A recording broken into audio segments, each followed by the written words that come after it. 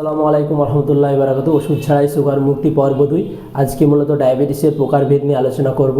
Diabetes মূলত 4 ধরনের: type 1, 1.5, 2 এবং 3। আমরা মূলত টাইপ 1 এবং টাইপ 2 ডায়াবেটিসের সঙ্গে বেশি পরিচিত।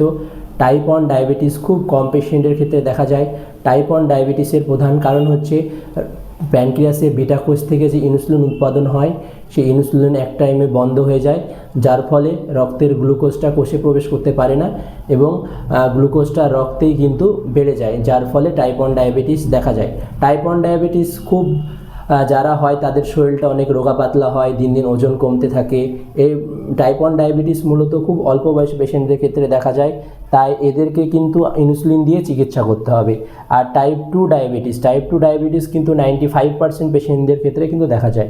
টাইপ 2 ডায়াবেটিস হচ্ছে প্যানক্রিয়াসে বিটা কোষ থেকে ইনসুলিন তো ঠিকঠাক তৈরি হচ্ছে, কিন্তু ইনসুলিন রেজিস্ট্যান্স থাকার ফলে প্যানক্রিয়াসে বিটা কোষ থেকে ইনসুলিন রক্তের গ্লুকোজটাকে কোষে কিন্তু প্রবেশ করাতে পারছে না, যার ফলে রক্তের গ্লুকোজটা কিন্তু রক্তে বেড়ে যাচ্ছে, যার ফলে টাইপ 2 ডায়াবেটিস দেখা দিচ্ছে। টাইপ 2 ডায়াবেটিসের ক্ষেত্রে প্রধান সমস্যা হচ্ছে তাদের ওজন বেড়ে যায়, তারা ফ্যাটি লিভার হয়, দেখতে অনেকটা মোটাসোটা হয়। তাই টাইপ 2 ডায়াবেটিসের ক্ষেত্রে কিন্তু ইনসুলিন দিয়ে চিকিৎসা করলে হবে না। এদের সঠিক চিকিৎসা হচ্ছে সঠিক লাইফস্টাইল এবং সঠিক খাদ্যাভ্যাসের মাধ্যমে।